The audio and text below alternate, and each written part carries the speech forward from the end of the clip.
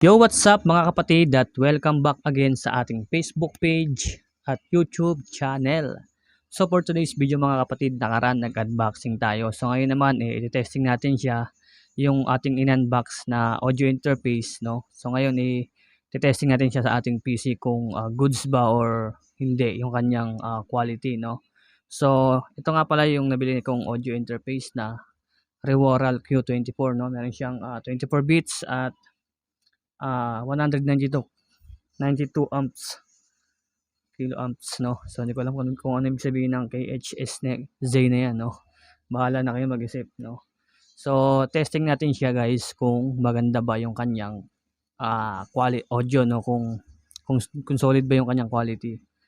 Kasi mura lang siya, no? Nasa 1,000 plus lang siya.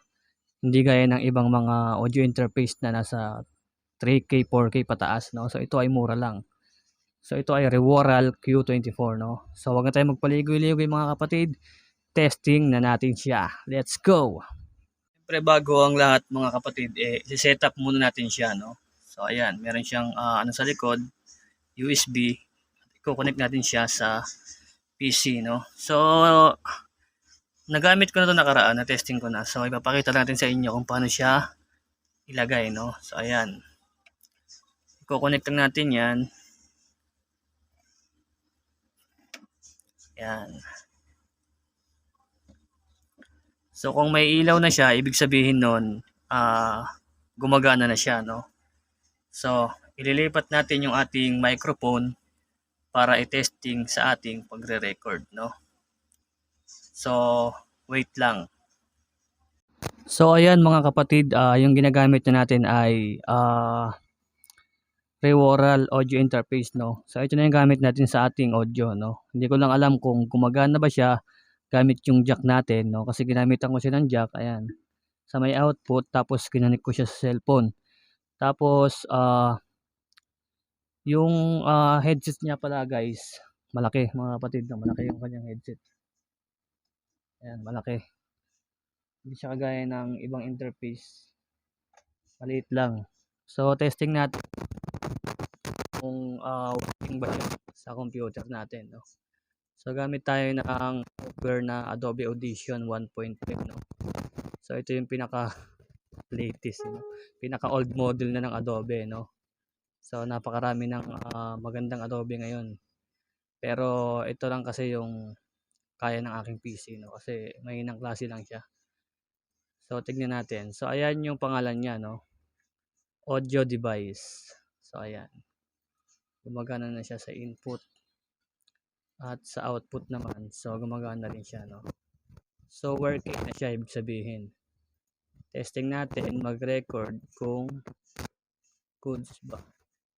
So gawa tayo ng kung ano-anong rap lang, no?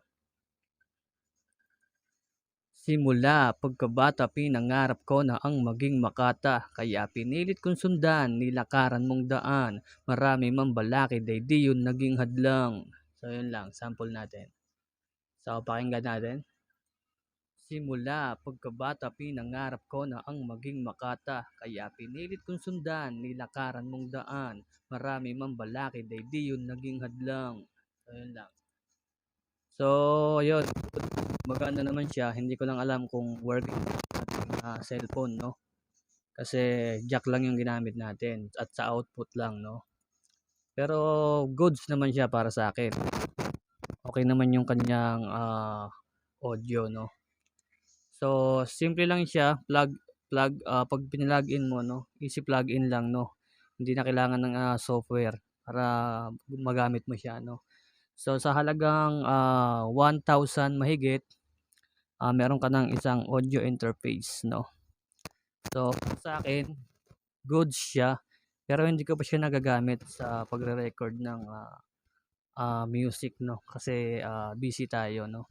Pero testing natin 'yan kung goods ba yung kanyang audio, no? Pero goods naman, gumagana naman, it's working naman siya.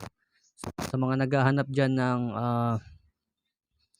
audio interface na budget meal, masasabi kong solid to para sa inyo, no? Kasi yung ano niya, quality niya parang kasing quality na rin ng mamahaling audio interface, no?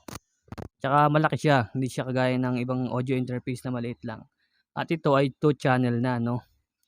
Kasi yung luma kong audio interface ano yun, Moose Lady 222A 'no. So nabili ko lang yun sa, kakilala ko 'no, parang buy and sale lang.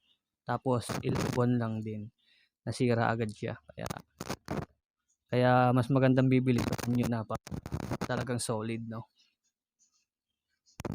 So yun lang mga kapatid, ito lang ang ating, video sa araw na ito 'no. So gusto ko lang i-share sa inyo yung, audio interface na 'to 'no, sa mga, nagse-set o nagbubuo pa lang ng ano, ng kanilang, home recording 'no. Para sa akin goods at solid 'tong ano na 'to, audio interface na 'to 'no. So ito ay, testing 'no, para na rin sa mga bibili 'no, at least meron kayong idea kung paano siya gamitin at kung maganda ba yung kanyang, quality 'no. Para sa akin quality, goods yung kanyang quality at, hindi ka lugi sa kanyang presyo. So ayun lang mga kapatid, magkita-kita tayo sa ating next na video. God bless everyone.